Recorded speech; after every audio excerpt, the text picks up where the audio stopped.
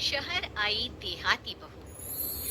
हाल ही में रोहन की शादी निर्मला नाम की लड़की से हुई थी। निर्मला गांव की लड़की थी।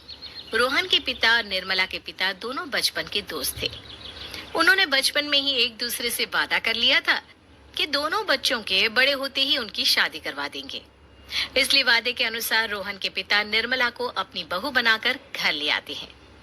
निर्मला अपने साथ अपनी गाय भी लेकर आ जाती है और उसे घर के आंगन में बांध देती है। अरे ये क्या माँ, भाभी तो गाय भी लेकर आई है हमारे घर में। अभी घर में गाय बंधी देखकर आस पड़ोस के लोग तो हमारा मजाक उड़ाएंगे ना। हाँ बेटा, तू ठीक कहती है, लेकिन क्या करूं मैं। तू तो जानती है तेरे पिता किसी की नहीं सुनते। अरे ये क्या निर्मला, तुम अपने साथ गाय क्यों लेकर आई हो? आपके शहर में पैकेट वाला मिलावटी दूध मिलता है ना, लेकिन मुझे तो रोज ताजा दूध पीने की आदत है। गाय लाकर मैंने ना बहुत अच्छा किया है। अब हम सब रोज ना गाय का ताजा ताजा दूध पियेंगे। अरे ये सब तो ठीक है, लेकिन तुम ध्यान रखना कि तुम्हारी गाय की वजह से आस पड़ोस के लोगों को कोई तकलीफ ना हो। हाँ हाँ, मैं सब देख लूंगी, आप चिंता ना करें।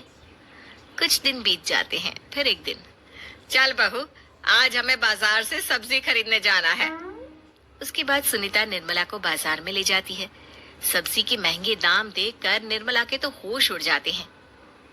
ये क्या माँ जी, 1,000 रुपए की सब्जी, ये तो बहुत ही ज्यादा है। अब क्या करे बहू, शहर का तो यही हाल है। ना ना ना, मैं इस तरह पैसों की बर्बादी बर्दाश्त नहीं कर सकती।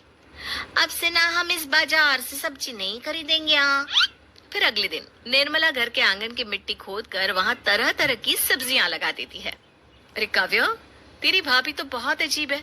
उसने तेरे पूरे आंगन को खेत बनाकर रख दिया। मेरी समझ में नहीं आता तुम लोग इस लड़की को कहाँ से पकड़ कर लाए हो। अरे सब मेरे पिताजी का किया धरा है। सालों पहले अपने दोस्त से किए वादे के चलते उन्होंने उस गवार को हमारे गले बांध दिया। अरे तेरी भाभी सच में एक नंबर की गंवार है। उसे तो ढंग के कपड़े पहनने तक नहीं आते, ऊपर से उसने तेरे घर को गांव का तबेला बनाकर रख दिया है। उन औरतों की बातें सुनकर काव्या को बहुत बुरा लगता है। फिर वो अपने भाई रोहन से इस बात की शिकायत करने लगती है। रोहन निर्मला को समझाने की बहुत कोशिश करता है, लेकिन निर्मला के आगे उसकी एक नहीं चलती। फिर एक दिन रोहन निर्मला को एक शादी में ले जाता है। सभी मेहमान खाना खाने में व्यस्त थे। उधर रोहन भी अपने दोस्तों से गप्पे लड़ाने लगता है। तभी निर्मला तंदूरी चिकन के स्टॉल से ढेर सारे लेग पीस उठाकर अपने पर्स में डालना शुरू कर देती है। घर जाने के बाद इसे फ्रिज में रख दूंगी और कल सुबह मैं चीज सिखाऊंगी। फिर खाना खाने के बाद दोनों पति पत्नी वहां से जाने लगते हैं, लेकिन तभी दुल्हन का भाई उन्हें रोक लेता है। अरे ये सब क्या है?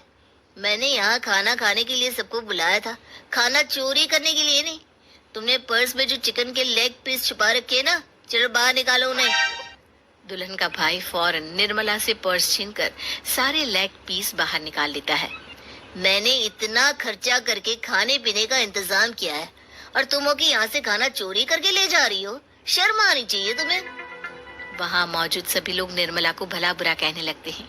अपनी बेइज्जती होते देख रोहन दुल्हन के भाई से माफी मांगकर निर्मला को घर ले आता है। निर्मला, आज तुमने सबके सामने मेरी नाक कटवा दी। आखिर तुम्हें चिकन के पीस चुराने की जरूरत क्या थी? मुझे माफ कर दीजिए रोहन जी।